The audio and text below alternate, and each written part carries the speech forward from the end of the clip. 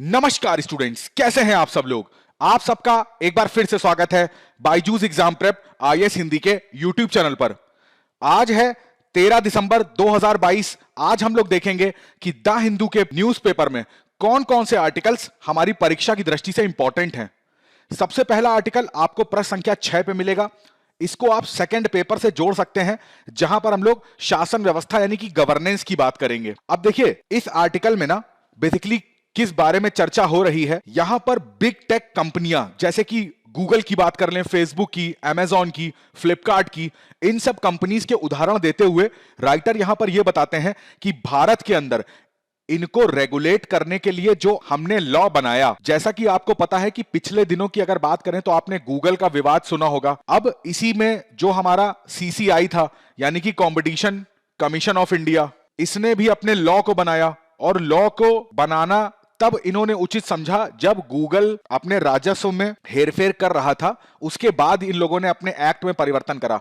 तो राइटर यहां पर यह कहना चाहते हैं कि आप ना एक्स एंटे रेगुलेशन, जो यहां पर यह शब्द का यूज हुआ है, इसका मतलब होता है फ्यूचर को देखकर यहां पर काम करना चाहिए। पहले फोरकास्ट करो। फोरकास्ट का मतलब यहां पर है कि आप पहले से ही देखो कि जो भी कंपनीज भारत के अंदर हैं वो अपना जो भी रेवेन्यू कमाती हैं तो वो किस तरीके से कमा रही हैं। ऐसा ना हो कि जब उनकी जो भी उनके अंदर का विषमताएं सामने आती हैं, जिस तरीके से गलत तरीके से वो अपना रेवेन्यू कमाती हैं, वो जब सामने आता है तब आप क्या करते हो, अपने एक्ट में परिवर्तन लाते हो और नए नए कानून बनाते हो। ऐसा नहीं करना चाहिए। आपको एक्स एंटे रेगुलेशंस बनाने चाहिए। आर्टिकल की शुरुआत करिए, गूगल पर 1337 करोड़ रुपए का जो पेनाल्टी लगाई गई थी कंपटीशन कमीशन ऑफ इंडिया की तरफ से। आप देखा भी होगा आपने, कई बार ये न्यूज चर्चा में रही थी। तो बेसिकली ऐसा गूगल ने यहां पर करा क्या, देखिए यहां पर क्या होता है ना, जो कंपटीशन कमीशन ऑफ इंडिया है, जिसको हम लोग भारतीय प्रतिस्पर्धा आयोग कहते हैं, बेसिकली ये आयोग का काम क्या है, इसको बनाया क्यों गया है। क्योंकि देखिए, जो भारत की मार्केट है, ठीक है, जो भारत का बाजार है, उसमें सभी के पास क्या होने चाहिए, समान अवसर होने चाहिए अपनी उत्पादों को, अपनी सेवाओं को ग्राहकों तक पहुंचाने के लिए, उनको बेचने के लिए। बट यहां पर ना कई बार ऐसा होता है कि गूगल जैसी कंपनियां, यहां पर एक शब्द यूज हुआ है मोनोपोली। तो मोनोपोली का मतलब क्या होता है, जैसा कि आपको एक उदाहरण के तौर पर समझाता हूं। आज से आप अगर ज्यादा पीछे नहीं, 10-15 साल, 10-12 साल पहले जाए हैं तो वहां पर उस टाइम पे यहां पर केवल एक ही कंपनी के मोबाइल्स होते थे, नोकिया के। ठीक है, तो एक तरीके से नोकिया की मोनोपोली थी, यानी कि उसका एकाधिकार था मोबाइल के सेक्टर में। उसके बाद से जितनी भी प्राइवेट कंपनीज आती हैं इलेक्ट्रॉनिक्स के क्षेत्र में, उन्होंने अपने अपने ब्रांड के मोबाइल्स बनाना स्टार्ट करे। देखिए, मोनोपोली से नुकसान क्या है। अब मान लीजिए आपके जहां पर भी आप रहते हो वहां पर एक ही दुकान है, ठीक है, चॉकलेट बनाती है, ठीक है, तो कैसे भी करके अब उसको पता है कि यहां पर जितने ग्राहक हैं वो सब मेरी दुकान में चॉकलेट खरीदने आएंगे और कोई दुकान ही नहीं है वहां पे। जरूरी नहीं है कि उस चॉकलेट में अच्छी क्वालिटी आपको दे सके। पहली चीज, क्वालिटी के साथ समझौता हो जाएगा। दूसरी चीज, उस चॉकलेट के जो प्राइस होंगे ना, वो हमेशा वो बढ़ा के बेचेगा, क्योंकि उसको पता है कि एक ही दुकान है तो कस्टमर मेरे यहां से ही खरीदेगा। तो ये सबसे बड़ी ड्रॉबैक हो जाता है मोनोपोली का। तो वही चीज भारत के मार्केट में ना हो, सबको समान अपॉर्चुनिटी मिले, सबको समान अवसर मिले, इस चीज को किस तरीके से बरकरार रखा जाए, ये काम होता है सीसीआई का। अब यहां पर क्या देखा जाता है ना, जो गूगल कंपनी है, ठीक है, अब आपके सभी के पास मोबाइल फोन होता है, तो दो टाइप के यहां पर ऑपरेटिंग सिस्टम आपको देखने को मिलेंगे। एक तो एंड्रॉइड होता है और एक आईओएस होगा। आईओएस आपके एप्पल्स के फोन में मिलेगा, एंड्रॉइड आपके बाकी सारे अदर्स फोन में मिलेगा। अब ये जो बेसिकली एंड्रॉइड है, तो ये यहां पर क्या है, ये भी गूगल का सॉफ्टवेयर है।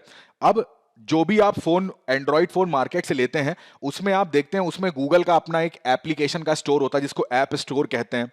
इनकी अपनी ही वेब सर्विसेज होती हैं। वेब सर्विसेज का मतलब है, आप जैसे वेब ब्राउजर की बात करें तो आप मोबाइल लोगे, उसमें पहले से ही गूगल क्रोम पड़ा होगा, उसमें यूट्यूब पड़ा होगा, ठीक है। बहुत सारी सर्विसेज गूगल की ऐसी होती हैं जो ऑलरेडी एंड्रॉइड फोन के अंदर पहले से ही होती हैं। आप अगर चाहो कि कोई दूसरा वहां पर एप्लीकेशन स्टोर करना चाहो तो आप नहीं कर सकते। इवन आप अगर चाहो कि यूट्यूब को अपने मोबाइल से आप डिलीट कर दो तो आप डिलीट नहीं कर पाओगे। वो क्या करेगा ना, वो डिलीट होगा, उसके पहले आपको मैसेज देगा कि ये कुछ और आपके ऑपरेटिंग सिस्टम के अंदर जो सॉफ्टवेयर्स होते हैं उनको भी ये हार्म करेगा। तो इस तरीके की जो मोनोपोली गूगल के द्वारा चली आ रही थी, तो यहां पर ये चीज सामने देखी गई। तो ये कंपनीज करती क्या है ना, जैसे जीमेल का उदाहरण ले लें, ये भी डिलीट नहीं होता है। तो ये कंपनीज क्या करती हैं, जो जैसे एंड्रॉइड बनाने वाली गूगल है, तो ये लोग पहले से ही उसमें ऐसे सॉफ्टवेयर लगा देते हैं कि आदमी दूसरे का सॉफ्टवेयर परचेज ही ना कर पाए। तो जो भी दूसरे सॉफ्टवेयर बनाने वाली कंपनीज हैं, अब वो तो कंपटीशन से बाहर हो गई ना। तो यहां पर ये प्रॉब्लम है गूगल के साथ। दूसरी प्रॉब्लम यहां पर जो राइटर है वो बताते हैं अमेजॉन और फ्लिपकार्ट जैसी कंपनीज में। आप देखते होंगे जैसे ही कोई फेस्टिवल आने वाला होता है, ये जितनी भी ऑनलाइन शॉपिंग की बड़ी बड़ी कंपनीज होती हैं, अमेजॉन हो गई, फ्लिपकार्ट हो गई, आप देखते होंगे बिग बिलियन डे की सेल आती है, ठीक है, सीजन एंड की सेल आती है। तो इस सेल में आप देखोगे कि पूरे साल में सबसे ज्यादा डिस्काउंट मिलता है। कोई भी मोबाइल फोन होता है तो उसमें 30% ऑफ, 40% ऑफ, क्रेडिट कार्ड अगर आपके पास है तो उसमें एक्स्ट्रा 10% ऑफ। तो इतना सस्ता ये लोग प्रोडक्ट बेचते हैं। इसमें नुकसान क्या होता है, जो भी हमारे क्षेत्र में जो दुकानें होती है ना, अब देखिए ये तो इतने बड़े बड़ी जाइंट्स हैं, Amazon, Flipkart, billion of dollars की कंपनियां हैं। इनको अगर ये सेल में मोबाइल बेच भी देंगी ना, तो ये उस लॉस को झेल सकती हैं। बट जो हमारे लोकल के शॉप्स होते हैं, जो लोकल के दुकानदार होते हैं, वो इतने सस्ते में मोबाइल नहीं बेच सकते, क्योंकि भाई उनके पास ये कंपनीज क्या है, बल्क में मोबाइल फोन्स वगैरह या कोई भी प्रोडक्ट हो गया, टीवी के ऊपर बात करी जाए, लैपटॉप्स की, तो बहुत ह्यूज डिस्काउंट ऑफर करती हैं। बट जो लोकल के शॉप्स होते हैं वो इतने डिस्काउंट नहीं दे सकते, क्योंकि वो एक लिमिटेड क्वांटिटी में ही सामान को परचेज करते हैं। तो यहां पर जिस तरीके का ये भी एक मोनोपोली होती है। अब यहां पर सरकार एक कंपनी का उदाहरण लेते हैं, क्लाउडटेल। आपने कभी भी अमेजॉन की एप्लीकेशन से शॉपिंग करी होगी, तो वहां पर आप देखोगे मैक्सिमम वहां पर जब सेलर का नाम आप देखो ना कि ये कहां से आपके घर पे सामान आएगा, तो उसमें क्लाउडटेल का नाम आता है। तो हमें ऐसा लगता है जैसे आप टीवी में ऐड देखते हो कि मान लो मेरी कोई कंपनी है, ठीक है, अब मैं स्पीकर बनाता हूं, तो मैं अमेजॉन के साथ रजिस्टर्ड हो जाऊंगा, तो वहां पर मेरे द्वारा बनाए गए स्पीकर्स जो हैं वो भी वहां पर लोगों को दिखेंगे, तो लोग उसको भी खरीदेंगे। बट रियलिटी में ऐसा होता नहीं है। वहां पर क्या है कि अमेजॉन के अंडर ही एक कंपनी काम करती है, क्लाउडटेल। तो हमें लगता है कि क्लाउडटेल जो है वो नॉर्मल एक शॉप है, नॉर्मल एक कंपनी है, वो यहां पर केवल अपने सामान बेचती है, जबकि वो अमेजॉन की कंपनी है। ये भी गलत है। अब मान लीजिए कोई कंपनी एक्स है, वो अमेजॉन पे रजिस्टर्ड कराती है, तो उसका प्रोडक्ट तो कोई खरीद ही नहीं पाएगा, क्योंकि हमेशा वो क्लाउडटेल का नाम सबसे पहले आता है, तो इसी के प्रोडक्ट खरीदेगा। इन्हीं सब समस्याओं को दूर करने के लिए सरकार ने यहां पर क्या बनाया, ओएनडीसी सिस्टम। मैं आपको दिखाता हूं, open network for digital commerce. इसमें क्या करा सरकार ने कि जैसे देखिए क्या होता है, ये जो अमेजॉन कंपनी होती है, फ्लिपकार्ट होती है, तो इसमें क्या है कि जो भी एक्स कंपनी है, ठीक है, अब मान लो एक्स जो है वो मोबाइल बनाती है, तो वो फ्लिपकार्ट में रजिस्टर्ड है, अब वो अमेजॉन पे रजिस्टर्ड नहीं है। तो अगर मान लीजिए कोई यूजर है, ठीक है, वो अमेजॉन पे, अमेजॉन की ऐप उसके मोबाइल पर है, वो फ्लिपकार्ट यूज नहीं कर सकता, तो जो एक्स है उसका मोबाइल तो वो कभी खरीद ही नहीं पाएगा। उसको खरीदने के लिए सबसे पहले उसे फ्लिपकार्ट में अपने आप का रजिस्ट्रेशन कराना पड़ेगा।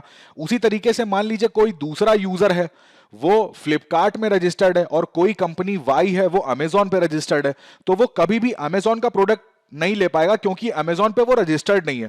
तो सरकार ने इन सब चीजों को खत्म करने के लिए, दूसरा, जैसे जो बहुत बड़ी बड़ी कंपनीज होती हैं वो क्या करती हैं, ऐसा देखा गया कि अमेजॉन को और फ्लिपकार्ट जैसी कंपनियों को ना, इन लोग बहुत ज्यादा पैसा देते हैं, जिससे कि जब भी आप कोई भी प्रोडक्ट सर्च करते हो, फॉर एग्जाम्पल मान लीजिए आपने साइकिल का प्रोडक्ट कोई सर्च करा, तो टॉप की लिस्ट में वही प्रोडक्ट्स आएंगे जिन कंपनियों का अमेजॉन और फ्लिपकार्ट ना एक्स्ट्रा कुछ अनुबंध कर लेते हैं, और जो छोटे सेलर्स होते हैं उनके प्रोडक्ट्स काफी नीचे आते हैं।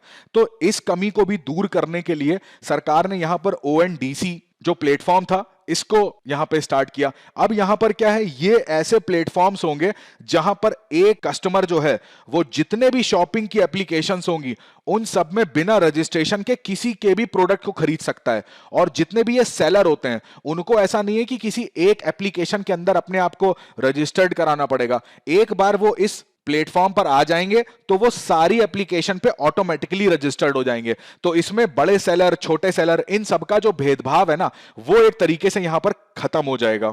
तो इन सब उदाहरणों से अब आपको समझ में आ गया होगा कि यहां पर जो भी बिग टेक कंपनीज होती हैं वो किस तरीके से, जो भारत में छोटी टेक्नोलॉजी की कंपनीज हैं, जो छोटे सेलर्स हैं, उनको नुकसान पहुंचाती हैं और अपना मोनोपोली स्टार्ट करती हैं। तो राइटर यहां पर यही कहते हैं कि भाई यहां पर ना भारत सरकार को एक्स एंटे रेगुलेशंस को लाने चाहिए। अब अगर भारतीय प्रतिस्पर्धा आयोग के बारे में जान ले तो ये भी देखिए इंपॉर्टेंट हो जाता है हमारे लिए। ये प्रतिस्पर्धा अधिनियम 2002 के अंतर्गत बनाया गया था। सांविधिक निकाय है, मोस्ट इंपॉर्टेंट। एक अध्यक्ष होते हैं और 6 सदस्य होते हैं। और इनकी नियुक्ति केंद्र सरकार के द्वारा ही करी जाती है। बेसिकली इनके काम क्या होते हैं, तो मैंने जितना एक्सप्लेन करा है तो उससे आपको ये समझ में आ गया होगा कि किस तरीके से प्रतिस्पर्धा को बढ़ावा देना है। प्रतिस्पर्धा तभी बढ़ेगी जब मार्केट में एक से ज्यादा कंपनीज होंगी। एक ही कंपनी अगर मार्केट में है तो वहां पर कोई प्रतिस्पर्धा नहीं हो सकती, और एक कंपनी अपना प्रभुत्व अगर हद से ज्यादा बढ़ाती है तो इसको भी सीसीआई देखेगा कि कहीं ये गलत तरीके से अपना काम तो नहीं कर रहे हैं। जो व्यापार की स्वतंत्रता है इसको भी सुनिश्चित करना, गारंटी देना कि हर सेलर, चाहे वो जितना पैसे वाला हो या वो जितना भी छोटा सेलर हो, उन सबको समान अवसर प्रदान कराना। अगला आर्टिकल आपको देखिए प्रश्न संख्या 6 पे देखने को मिलेगा। इसको आप सेकंड पेपर से जोड़ सकते हैं, जहां पर हम लोग हेल्थ के बारे में बात करते हैं। देखिए बेसिकली इस आर्टिकल में ना कुछ इंपॉर्टेंट पॉइंट्स हैं, मैं उनको आपको शॉर्ट में बताता हूं जिससे कि पूरा सार आपको पता लग जाएगा। बाकी तो इसमें बहुत सारी चीजें ऐसी हैं जो हम लोगों ने डिफरेंट डिफरेंट आर्टिकल्स में ऑलरेडी कवर कर रखी हैं। राइटर यहां पर बात करते हैं सबसे पहले पब्लिक हेल्थ की। पब्लिक हेल्थ का मतलब होता है कि जो भी पॉपुलेशन की बात यहां पर करी जा रही है, तो जनसंख्या के स्वास्थ्य की यहां पर राइटर बात कर रहे हैं। और इसके बारे में क्या बताने का प्रयास कर रहे हैं वो, कि जो भी पब्लिक की हेल्थ है ना, मतलब यहां पर किसी एक व्यक्ति की बात नहीं हो रही है ना, यहां पर पूरे समाज की बात हो रही है। तो पूरे समाज का जो स्वास्थ्य है उसको कैसे हम प्रोटेक्ट कर सकते हैं, उसके लिए राइटर यहां पर बताते हैं पहला यहां पर मुद्दा होना चाहिए शिक्षा का, दूसरा यहां पर होना चाहिए पॉलिसी मेकिंग का। पॉलिसी मेकिंग का मतलब है पहली चीज तो सरकार का यह कर्तव्य होना चाहिए कि भाई ठीक है, आप योजनाएं बनाते हैं, आप आरोग्य योजना बनाते हैं, बहुत बड़ी बड़ी योजनाएं सरकार के द्वारा बनाई जाती हैं। उन सारी योजनाओं से सरकार जो है वो लोगों को लाभ पहुंचाने का प्रयास करती है, परंतु इसी के साथ साथ सरकार को स्वास्थ्य के बारे में शिक्षा का भी स्प्रेड करना चाहिए। लोगों को शिक्षित करें रोगों के बारे में, उनसे उपचार के बारे में, घरेलू उपचार के बारे में। उसी के साथ साथ जो अपनी पॉलिसी आप बनाते हो उसको भी आप एक बारी रिवाइज जरूर करो, उसका पुनर्विलोकन करिए कि क्या ये पॉलिसी जो है ये ग्राउंड लेवल पर उस व्यक्ति को मिल पा रही है। आपने बोला कि भाई इतने लाख का कवरेज हम इस पॉलिसी के अंदर देंगे, तो क्या वो चीज उसको मिल पाई। दूसरा, यहां पर रिसर्च की आवश्यकता है। रिसर्च का मतलब यहां पर अब सीधा सा मतलब हो जाएगा आर&डी का, रिसर्च एंड डेवलपमेंट। और किस चीज की आर&डी, जो भी रोग होते हैं, रोगों के बारे में शोध करना, प्लस उनकी जो भी वैक्सीन होती हैं या जो भी उपचार होते हैं, दवाइयां होती हैं, उनके बारे में उपचार करना। तो ये पॉइंट याद रखिएगा, मेन मुद्दे हैं शिक्षा, पॉलिसी मेकिंग और रिसर्च। दूसरा राइटर यहां पर एक मुद्दा उठाते हैं काफी ज्यादा इंपॉर्टेंट। उसमें राइटर ये बताने का प्रयास करते हैं कि देखिए अंडर न्यूट्रिशन, यानी कि जिसको बात करी जाती है कि यहां पर एक वर्ड राइटर ने यूज करा है फोर्टिफिकेशन, फूड फोर्टिफिकेशन का। तो फूड फोर्टिफिकेशन का मतलब क्या होता है कि कोई भी भोजन है वो कोई व्यक्ति ग्रहण करता है, परंतु क्या है ना, भोजन ग्रहण करना इंपॉर्टेंट नहीं है, पोषक भोजन ग्रहण करना इंपॉर्टेंट है। तो मान लीजिए जो भोजन ग्रहण करा जा रहा है उसमें पोषक तत्व नहीं है या बहुत कम है, तो इसमें एक्स्ट्रा पोषक तत्व किस तरीके से मिलाए जा सकते हैं उसको बोलते हैं फूड फोर्टिफिकेशन। तो राइटर यहां पे बताते हैं इसको अभी बहुत ज्यादा इंपॉर्टेंट रोल है पब्लिक की हेल्थ में। एक इंडिविजुअल की हेल्थ जो है उसको अगर मेंटेन करना है तो फूड फोर्टिफिकेशन को हमें करना पड़ेगा। अब ये होगा कैसे फूड फोर्टिफिकेशन, या फिर बात करी जाती है एक आदमी को पोषक तत्वों से युक्त अनाज मिलेगा कैसे। तो इसका सॉल्यूशन यहां पर राइटर ये बताते हैं कि यहां पर क्या करना है ना, आपको पीडीएस यानी कि पब्लिक डिस्ट्रीब्यूशन सिस्टम, इसको और ज्यादा मजबूत करने की आवश्यकता है। देखिए वही वाला कॉन्सेप्ट आ जाएगा कि योजनाएं तो हमारे पास बहुत अच्छी हैं, ठीक है, बट उनका क्रियान्वयन धरातल पर वो योजनाएं एग्जीक्यूट सही से हो भी पाती हैं कि नहीं, कि बीच में कोई बिचौलिया तो नहीं है जो उन योजनाओं को जनता तक पहुंचने नहीं देता। तो उसका सबसे बेस्ट सॉल्यूशन है कि जो हमारा पब्लिक डिस्ट्रीब्यूशन सिस्टम है, अब एक व्यक्ति अपना राशन कार्ड लेके राशन की दुकानों में जाता है राशन लेने, तो उस राशन की दुकानों तक हमको पोषक युक्त आहार जो है वो पहुंचाना है। दूसरा, यहां पर कई सारी ना पोषण योजनाएं सरकार को चलानी चाहिए जो केवल पोषक तत्वों पर आधारित हो। अब देखिए ये तो बात, अब चूंकि जब आदमी अच्छा खाना खाएगा तभी वो स्वस्थ रहेगा, ये तो बात हो गई उसकी खान पान की, तो पहला मुद्दा हम लोगों ने डिस्कस करा। दूसरा मुद्दा, अब चूंकि आदमी बीमार पड़ जाएगा तो उसका भी तो उसके स्वास्थ्य पर बुरा असर पड़ेगा। तो यहां पर क्रॉनिक डिजीज की बात हो रही है। क्रॉनिक डिजीज क्या होते हैं, ऐसे रोग होते हैं जो बहुत लंबे समय तक किसी व्यक्ति के अंदर रहते हैं। तो ये लंबे समय तक व्यक्ति के अंदर रह रहे हैं, तो इसका मतलब क्या है, इसका मतलब है कि पहली चीज उस रोग के बारे में पता नहीं चल पाया सही समय पर। दूसरा, उसका जो ट्रीटमेंट था, ठीक है, वो नहीं हो पाया। तो सरकार को अब इन दोनों चीजों पर ध्यान देना चाहिए। अब जैसे अभी हम लोगों ने अब जैसे बात करी जाती है कि कोई भी रोग है, ठीक है, उसके बारे में तुरंत क्या करी जाए, उसकी डायग्नोसिस करी जाए।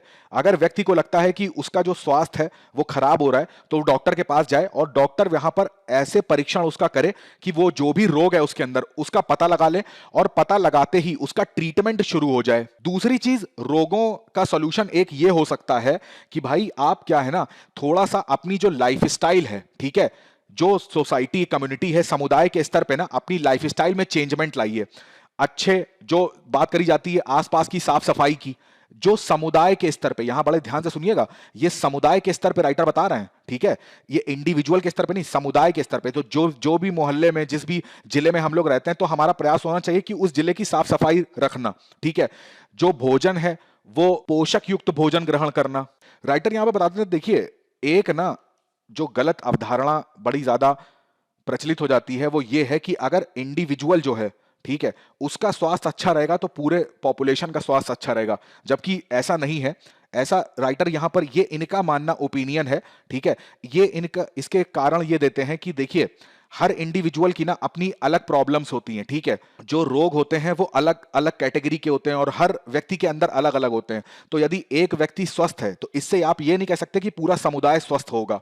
तो उसके लिए ना आपको समुदाय आधारित जो योजनाएं हैं सरकार को वो भी देखनी चाहिए, एक मास बेस पे जो यहां पर चेकिंग होती है, या फिर चेकिंग का तात्पर्य यहां पर यह है कि रोगों की डायग्नोसिस करना। अब यहां पर राइटर वही बताते हैं कि देखिए, जो सरकारें योजनाएं बनाती है ना, तो उस योजनाओं में केवल ऐसा होता है कि 5 से 10% हॉस्पिटलाइजेशन की जो सर्विस होती है वो पॉपुलेशन को मिल पाती है, यानी कि 100 में से 5 से 10 लोग उसका यूज अच्छे से कर पाते हैं, बाकी उसका यूज इतने बेहतर तरीके से नहीं कर पाते हैं। तो यहां पर यही चीज राइटर बता रहे हैं कि योजनाएं जो सरकार बना रही है ना, उसको वो धरातल पर क्यों नहीं पहुंच पा रही हैं, इस पर विचार करना बहुत ज्यादा आवश्यक है।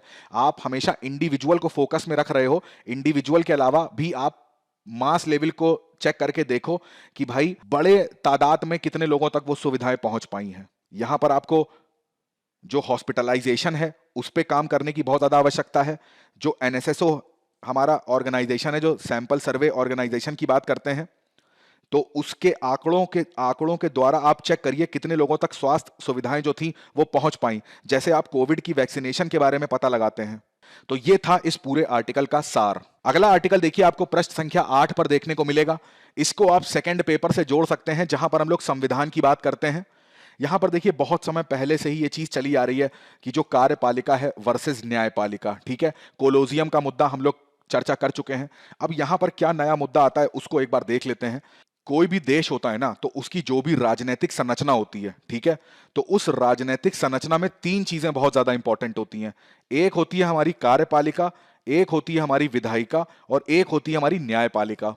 कार्यपालिका का काम क्या होता है, जो भी विधायिका, इस विधायिका का काम क्या है, नियमों को बनाना, कानूनों को बनाना। इसी नियम को जब लागू कराने की बात आती है तो वो किसका काम होता है, कार्यपालिका का। अब यहां पर न्यायपालिका का रोल क्या होता है, न्यायपालिका का बेसिक काम क्या है? इसका बेसिक काम होता है विवादों का निपटारा करना। इसी को तो बोलते हैं ना जुडिशरी। बट यहां पर अगर भारत के संदर्भ में बात करें तो देखिए, इसको अगर मैं डायग्राम से समझाऊं तो ये हमारी विधायिका होती है, इसी के अंदर एक पोर्शन आता है कार्यपालिका का, ये बड़ा वाला डायग्राम विधायिका का है, ठीक है। न्यायपालिका एकदम इससे क्या होती है, स्वतंत्र होती है, इसका विधायिका या कार्यपालिका से कोई लेना देना नहीं होता है।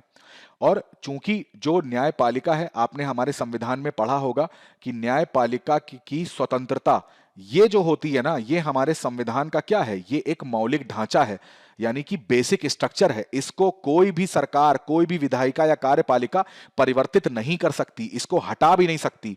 तो ये चीज आपको समझ में आ गई कि न्यायपालिका एकदम स्वतंत्र काम करती है, इसके ऊपर विधायिका या कार्यपालिका का कोई भी कंट्रोल नहीं होता है।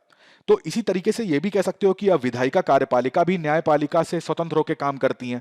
कहने का मतलब है दोनों की जो पावर्स हैं, दोनों की जो ड्यूटीज हैं, वो एकदम क्या है, एक दूसरे से अलग अलग हैं। परंतु प्रॉब्लम यहां पर यह आती है ना, यहां पर इस आर्टिकल में ये निकला हुआ है, या फिर पिछले कुछ दिनों से जो हमें देखने को मिल रहा है कि जो न्यायपालिका है, कार्यपालिका का ऐसा आरोप है कि न्यायपालिका अपने दायरे से बाहर आकर कार्यपालिका के कामों में हस्तक्षेप करने लग गई है, विधायिका के कामों में हस्तक्षेप करने लग गई है। ऐसा क्यों? अब यहां पर जो सबसे अच्छा उदाहरण राइटर ले रहे हैं वो है एनजेएसी का। नेशनल जुडिशियल अपॉइंटमेंट कमीशन, ये सरकार ने बनाया 2015 में, ठीक है। अब देखिए, इसको समझने से पहले जैसा जो कोलोजियम प्रणाली है वो आपको समझ में आनी चाहिए। एक शॉर्ट में आपको ये चीजें बता देता हूं, ध्यान से सुन लीजिएगा। जब भी हम लोग बात करते हैं सुप्रीम कोर्ट और हाई कोर्ट में न्यायाधीशों की नियुक्ति की, तो ये नियुक्ति का एक अपना पूरा टाइमलाइन रही, एक सफर रहा है कैसे नियुक्तियां होती हैं। तो अगर 1981 की बात करते हैं तो 1981 में क्या था, यहां पर जजेस की नियुक्ति में ना जो कार्यपालिका है, ठीक है, वो उसके पास शक्तियां बहुत ज्यादा थी न्यायपालिका की अपेक्षा। यहां तक कि जो चीफ जस्टिस ऑफ इंडिया थे, तो कार्यपालिका ने नाम जो सुझाए हैं कि भाई ये जजेस बनेंगे, और चीफ जस्टिस ऑफ इंडिया जो हैं वो उनके नाम से सहमत नहीं भी हैं, तो भी प्रेसिडेंट क्या कर सकता था, उनको जज बना सकता है। तो कायदे से देखा जाए तो यहां पर कार्यपालिका की भूमिका जो थी वो, ये लोग क्या कर रहे हैं, अब ध्यान से देखो, न्यायपालिका में हस्तक्षेप ही तो कर रहे हैं, क्योंकि अभी मैंने आपको क्या बताया, इन दोनों का काम अलग है, इनका काम अलग है, बट यहां पर हस्तक्षेप दिख रहा है। 1993 आते आते न्यायपालिका को लग गया कि ये इस हस्तक्षेप को हमको करना चाहिए समाप्त। यहीं पर कोलोजियम प्रणाली का जन्म होता है। अब यहां पर क्या होने लगा, जो चीफ जस्टिस ऑफ इंडिया होते हैं, ठीक है, और इनके साथ साथ दो सीनियर मोस्ट जजेस होते हैं सुप्रीम कोर्ट के, ये न्यायाधीशों की नियुक्ति करते हैं। अब यहां पर ध्यान से देखो, इस पूरे कोलोजियम में एक समझ लो कि एक ग्रुप है, एक संस्था है, तो इस संस्था में हैं कौन, ये सारे क्या हैं, ये सारे न्यायपालिका के सदस्य हैं। इसमें से कोई कार्यपालिका विधायिका का सदस्य नहीं है। कहने का मतलब है, अब देखा जाए तो न्यायपालिका की जो स्वतंत्रता की बात मैंने अभी आपको बताई यहां पे, वो यहां पर पूरी तरीके से दिख रही है। और यहां पर जो कार्यपालिका थी उसकी शक्तियों को क्या कर दिया गया, बिल्कुल समाप्त कर दिया गया। इसी तरीके से जो 1998 में थर्ड केस मामला आता है, उसमें से बस इस कोलोजियम की जो संख्या है उसको बढ़ा दिया गया, यानी कि chief justice of India plus 4 supreme court के जज और हो गए। पहले यहां पर 2 थे, अब यहां पे 4 हो गए। तो अब देखो, यही संस्था जो थी, इसने अपने आप का एक्सपेंशन किया, परंतु एक्सपेंशन में अपने ही ग्रुप से लोगों को लिया। यहां पर भी कार्यपालिका की कोई पावर नहीं, कोई अथॉरिटी नहीं। तो यहां पर मुद्दा यह उठता है कि न्यायाधीश जो हैं, उनको चुनने की प्रक्रिया में केवल न्यायाधीश ही शामिल होते हैं। कौन जज बनेगा अगला, कौन चीफ जस्टिस बनेगा, इस चीज को लेके जो डिसीजन का अधिकार है वो पूरी तरीके से न्यायपालिका का होता है। इस न्यायपालिका के मोनोपोली को दूर करने के लिए 2014 में जो हमारा national judicial appointment commission NJAC आया था, इसको लाया गया। परंतु 2015 में सोचिए, सर्वोच्च न्यायालय ने इसको असंवैधानिक बोल दिया, अनकॉन्स्टिट्यूशनल बोल दिया। ये इनका तर्क ये था कि भाई आप अब इंटरफेयर करने की कोशिश कर रहे हो, किसमें, न्यायपालिका में। और न्यायपालिका की जो स्वतंत्रता है, मैंने आपको अभी बताया, जब आप मौलिक ढांचा हमारे संविधान का देखेंगे तो बेसिक स्ट्रक्चर में न्यायपालिका की स्वतंत्रता है। तो न्यायपालिका ने यहां पर यह बोला कि एनजेएसी बनाने के बाद आप करना क्या चाहते हो, आप फ्रीडम ऑफ जुडिशरी जो है इसको आप खत्म करने का प्रयास कर रहे हो। अब चूंकि बेसिक स्ट्रक्चर में कभी कोई भी चेंजमेंट हो ही नहीं सकता, तो जब हो नहीं सकता तो न्यायपालिका ने यह कह के इस पूरे कमीशन को क्या कर दिया, असंवैधानिक घोषित कर दिया। सरकार का यहां पर क्या तर्क था, यह भी जानने वाला है। सरकार ने यहां पे बोला कि भाई एक बात बताइए, हम किसके द्वारा चुने जाते हैं, लोगों के द्वारा। हर 5 साल में यहां पर चुनाव होता है, डेमोक्रेसी है, यहां पर लोग हमको चुनते हैं, तो हम जो भी नियम कानून बनाते हैं वो लोगों के बिहाफ पे बनाते हैं। तो हमने अगर ये कमीशन बनाया है तो यानी आप लोगों की आवाज को असंवैधानिक घोषित कर रहे हो। तो ये जो टसल चली आ रही है दोनों के बीच में कि कार्यपालिका कहती है कि न्यायपालिका उनके कामों में हस्तक्षेप करती है, भाई बिल्स बनाना, एक्ट बनाना, ये सब किसका काम है, विधायिका कार्यपालिका का, तो आप इसमें क्यों पढ़ते हो। और जुडिशरी कहती है कि भाई जजेस की नियुक्ति करना हमारा काम है, तो आप इसमें क्यों पढ़ते हो। तो ये जो विवाद है ना, ये यहां पर चला आ रहा है। अब यहां पर ना एक नई चीज है, वो मैं आपको बताता हूं, जिसको बोला जा रहा है memorandum of procedure, MOP. Basically देखिए ये है क्या ना, ये जो अपॉइंटमेंट ऑफ जजेस होता है, कभी भी जब भी जजेस की संख्या में यहां पर जो रिक्तियां आती है ना, तो मान लीजिए कि कोई एक पद है जजेस का, वो रिक्त होने जा रहा है, तो उसके उनके रिटायर होने से पहले 6 महीने पहले, ठीक है, 6 महीने पहले से ही जो नियुक्ति की प्रक्रिया होती है, तो मेमोरेंडम ऑफ प्रोसीजर जो है ये कहता है कि इस प्रक्रिया को आप स्टार्ट कर दो। ऐसा मत करो कि जब वो रिटायर होते हैं या फिर उनका पद जो है वो वैकेंट होता है किसी भी कारण की वजह से, आप उस दिन से फिर प्रक्रिया को स्टार्ट करते हो। नहीं, 6 महीने पहले से ही स्टार्ट कर दो, ताकि जो भी मामले हैं इस कारण से निलंबित नहीं होने चाहिए। इस चीज को भी ध्यान रखिएगा। चलिए अब अगले आर्टिकल की तरफ बढ़ते हैं। अगला आर्टिकल आपको पृष्ठ संख्या 9 पे देखने को मिलेगा। इसको आप फर्स्ट पेपर में जोड़ सकते हैं, जहां पर हम लोग समाज के अंदर महिलाओं की भूमिका के बारे में देखते हैं। बेसिकली देखिए, इस आर्टिकल में ना राइटर बताते हैं कि जो हमारी सरकार होती है उसमें जब लीडरशिप की बात आती है तो उसमें महिलाओं की भूमिका इतनी कम क्यों है। यहां पर देखिए, एक रिपोर्ट सामने लोकसभा में रखी गई थी 9 दिसंबर के दिन।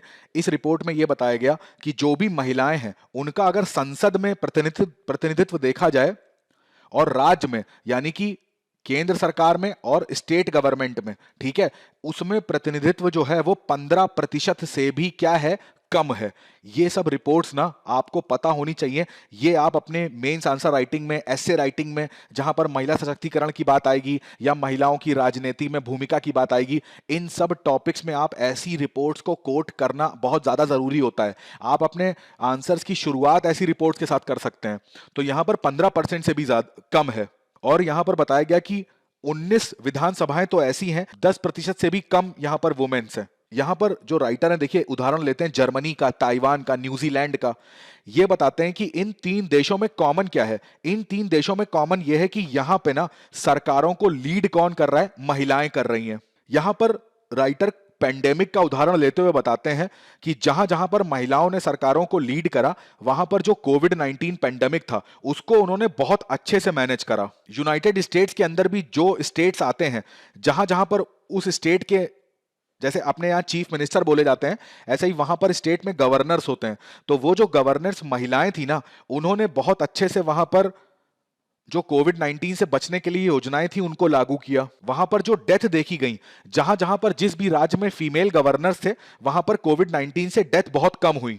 ऐसा यहां पर बताया कि यहां पर ना जो ये स्टे एट होम का ऑर्डर था, यानी कि वर्क फ्रॉम होम कह लीजिए, या लॉकडाउन जैसी जो स्थिति थी, घर पे रहने का जो ऑर्डर था, वो महिला गवर्नर ने पुरुष गवर्नर से पहले दे दिया था। यहां पे देखिए, यहां पर एक स्टडी है, राइटर बताते हैं कि उस स्टडी में यह देखा गया है कि जो वुमेन्स लीडर्स होते हैं वो बहुत ज्यादा इफेक्टिव होते हैं अपने मेल काउंटर पार्ट से। यानी कि अगर एक पुरुष नेता है और महिला नेता है तो वो ज्यादा बेहतर होगी। हर महिला लीडर जो होती है वो ऐसा नहीं है कि एफिशिएंट होगी, बट ऑन एन एवरेज जो यहां पर इस स्टडी में पाया गया वो ये पाया गया कि जो महिलाएं लीडर्स होती हैं वो पुरुष से ज्यादा बेहतर होती हैं। अब यहां पर राइटर इंडिया की ग्राम पंचायत का उदाहरण लेते हैं।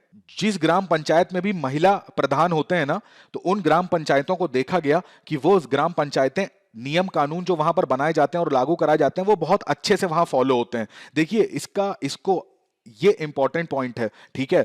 इसको मैं समझाता हूं आपको कैसे। यहां पर ना उदाहरण देके बताया गया, जैसे मान लीजिए एक ग्राम पंचायत है, वहां पर जो वुमेन है वो क्या है, प्रधान है उस जगह की, ठीक है। अब क्या है, महिलाओं की जो स्थिति होती है, अगर हमारे समाज में महिलाओं की स्थिति अच्छी रहती है तो उस समाज की स्थिति को ओवरऑल अच्छा देखा जाता है, ठीक है। जो मैक्सिमम काम होते हैं, अब देखिए जो पुरुष के, अगर गांव की बात करें तो वहां पर पुरुष के साथ साथ महिलाएं भी उनका हाथ बटाती हैं। खेतों की बात करें, घर की बात करें, तो वहां पर महिलाओं का योगदान बहुत ज्यादा होता है। तो यहां पर क्या है, अब महिलाओं को समस्या क्या देखने को मिलती है, पानी की समस्या गांव के अंदर। तो जहां पर महिला प्रधान होती है ना, तो सबसे पहले उसके दिमाग में यही प्रॉब्लम्स आती हैं कि हमें इन प्रॉब्लम्स को सॉर्ट आउट करना है। अब सोचिए, जो किसी गांव के अंदर जो महिलाएं हैं, ठीक है, उनकी जो सबसे मेजर प्रॉब्लम्स है, अगर कोई महिला प्रधान उन्हीं को सॉर्ट आउट कर दे तो मैक्सिमम उस गांव की प्रॉब्लम तो वही सॉल्व हो जाती है। तो जो पीने की पानी की समस्या है, स्वच्छता की समस्या है, लकड़ी की समस्या है, वो सब यहां पर खत्म होती देखी गई। जबकि जब पुरुष प्रधान होते हैं ना, तो वहां पर इन समस्याओं को थोड़ा सा दरकिनार कर दिया जाता है। दूसरी जो समस्याएं होती हैं उनको सॉल्व करने का प्रयास करा जाता है, जबकि उनका समाज में इतना ज्यादा योगदान भी नहीं होता है। अब जैसे 1993 में जब ग्राम पंचायत और न्याय नगर पालिका को जोड़ा गया था, तो यहां पर बोला गया था कि 1/3 जो पोजीशंस होंगी, ठीक है, वो किसके लिए रिजर्व होंगी, वुमेन्स के लिए। अब जैसे भारत की बात करते हैं तो यहां पर वुमेन्स को अगर वोट देने की बात है तो 1950 में ही, जैसे ही हमारा संविधान लागू हुआ था, हमने ये अधिकार दे दिया था। और बहुत, अगर दूसरे देशों की बात करते हैं, यानी अमेरिका की, यूरोपियन कंट्रीज की, तो उन्होंने बहुत समय के बाद अपनी महिलाओं को वोट देने का अधिकार दिया। तो महिलाओं की सरकार में भागीदारी की बात करें या सरकार चुनने में भागीदारी, उसमें भारत इन सब देशों से बहुत ज्यादा आगे है। अब यहां पर उदाहरण लेते हुए बताते हैं, जैसे इंदिरा गांधी, जयललिता, मायावती, सुषमा स्वराज, ममता बनर्जी, तो ये कई सारे वुमेन्स लीडर हैं जो काफी ज्यादा फेमस हैं भारत के अंदर, जिनको बोलते हैं कि स्टीरियोटाइप को एक पुरुष प्रधान समाज में अपनी एक पहचान बनाने में सफलता प्राप्त करी इन लोगों ने। अब यहाँ पर राइटर बताते हैं कि 1990 से ही ना वुमेन्स जो हैं उनका जो कोटा है लोकसभा के अंदर या राज्य की विधानसभाओं के अंदर, उसको बढ़ाना चाहिए। तो उसके लिए जो वुमेन का रिजर्वेशन बिल था, इसको लाने का प्रयास करा जा रहा था। पहली बार 1996 में इस बिल को लोकसभा में पेश करा गया था। कई सारे यहाँ पर पुरुष मेंबर्स ऐसे थे जिन्होंने इस बिल का सपोर्ट नहीं करा, इसका विरोध किया। तो चाहे कोई भी गवर्नमेंट हो, एनडीए हो या यूपीए हो, कई बार ये लोग इस बिल को री इंट्रोड्यूस करते हैं, बट इसको कोई सफलता मिली नहीं अभी तक। यहां तक कि 2010 में राज्यसभा द्वारा इस बिल को पास भी किया गया था, बट जो भी राज्यों की विधानसभाएं थी वहां पर इसके कोई अप्रूवल मिल नहीं पाया। यहां पर राइटर बताते हैं इसका सॉल्यूशन ये है कि जितनी भी भारत के अंदर मेजर पार्टीज हैं, ठीक है, उनको सबको अपने अंदर महिलाओं की जो भागीदारी है राजनीति में, उसको सुनिश्चित करना चाहिए। पारिस्थितिकी पिरामिड के बारे में सबने सुना होगा, 3 प्रकार का होता है, ये मैं आपको बता देता हूं। कमेंट करके मेरे को बताइए कि वो 3 प्रकार कौन कौन से होते हैं विद एग्जाम्पल। अब मुख्य परीक्षा अभ्यास प्रश्न पे नजर डालते हैं। राज्य की कल्याणकारी अनिवार्यता होने के अलावा सतत विकास के लिए प्राथमिक स्वास्थ्य संरचना एक आवश्यक शर्त है, इसको समझाना है आपको। आजादी के 75 साल बाद भी लोकसभा में महिलाओं का प्रतिनिधित्व ज्यादा नहीं है। संसद में महिलाओं का प्रतिनिधित्व बढ़ाने के कारणों पर चर्चा करनी है और उपाय भी समझाने हैं। दोनों प्रश्नों को लिखने का प्रयास जरूर करिएगा। आज के सत्र में बस इतना ही रखते हैं। कमेंट सेक्शन में जरूर बताइएगा आपको आज का सत्र कैसा लगा। मिलते हैं आपसे द हिंदू के अगले सेशन में कुछ नए आर्टिकल्स के साथ। तब तक अपनी पढ़ाई करेंगे, सभी लोग स्वस्थ रहेंगे और अपने माता पिता का बहुत सारा ध्यान रखेंगे। आप सभी का बहुत बहुत धन्यवाद।